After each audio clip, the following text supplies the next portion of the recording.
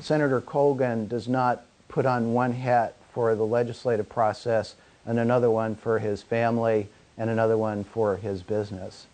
He lives his life as a contented, happy man who tries to do right by his family, tries to do right by his business, and tries to do right by the Commonwealth.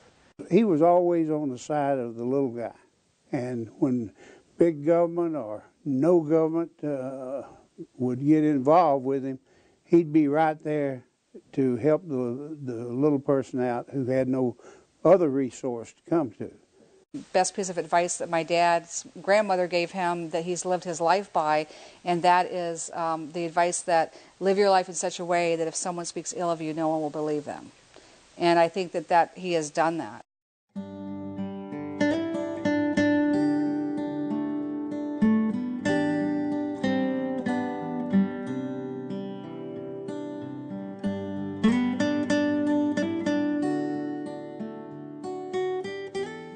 He will tell you that as a young boy, he had two dreams, making it on his own and flying. When World War II came, he enlisted in the Army. He will tell you proudly that his father served in World War I. After the war, he dreamed of a home of his own and was soon married and father to a growing family. His dream of flying, a lifelong love and passion, became the business that has played a central role in his life and the life of his family.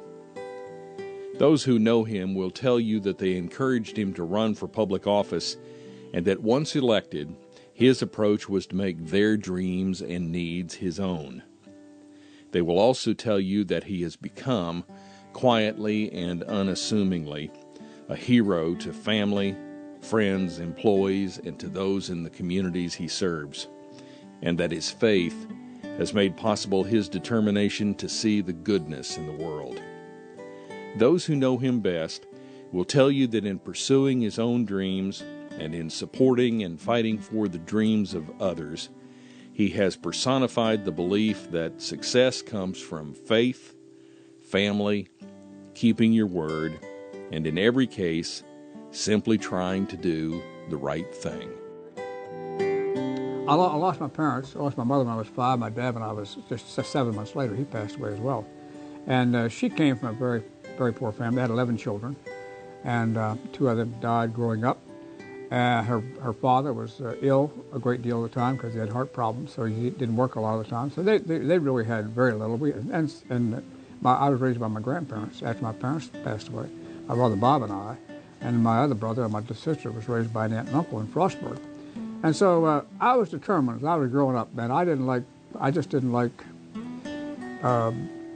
taking public assistance, which my grandparents did. They almost had to, and I didn't like that. And I was determined when I grew up, I'm not going to have to live like that. I'm going to make it on my. I'm going to make it.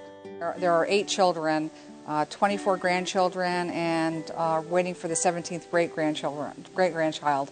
But one of I think the best lesson that our parents taught us was to treat everyone equally. And I think both their humble beginnings, they never forgot where they came from. They always looked out for people that were less fortunate. There is no legislator in Virginia that has been recognized as often by as many different advocacy groups and trade associations for work in the disability field than Chuck Colgan. And yet you rarely hear about it. He doesn't brag about it. For many people who send children to public schools and to higher ed and to families who need the services of the state with respect to health and human services, Chuck's been a godsend for these people. If you look at the Prince William campus, Senator Colgan's fingerprints and more are on every building, every activity on the Prince William campus. On so many occasions, I've had the opportunity to stand next to him as we've broken ground or as we've dedicated a new building. And those buildings wouldn't be there if it wasn't for Senator Colgan. It is so rare for someone to see and understand what the arts can do for a community in its economic development and for enhancing the image of a community. He so gets that, as do many here in Prince William County. He was a pioneer in the industry. I mean, there's no question. the induction to the Hall of Fame, and I think one of the biggest kudos is, the Regional Airline Association, which, again, if you're not in the industry, you're not familiar with it, but it is a prestigious organization. And when he received the Turboprop Family of the Year, that is a huge kudos. So, I mean, that's going to go down in history. For the regional airline industry, he set the standard. I mean, he actually was out there, way before his time. He was doing stuff that the big guys wish they could do.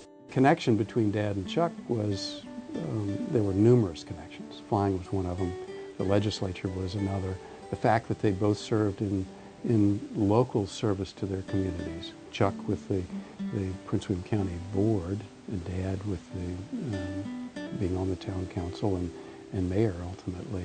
They both served in local government for many, many years, and so they had all kinds of connections. I always remember, getting involved in Virginia politics and that incredible relationship between Chuck Colgan and Harry Parrish. How they both grew up in Virginia politics, different parties, but their friendship and their commitment to Manassas Park and Prince William trumped partisan politics all the time. That's what I've seen Chuck Colgan do his entire career. He avoided the partisan politics. He paid attention to what was good for the Commonwealth and for every man in the Commonwealth.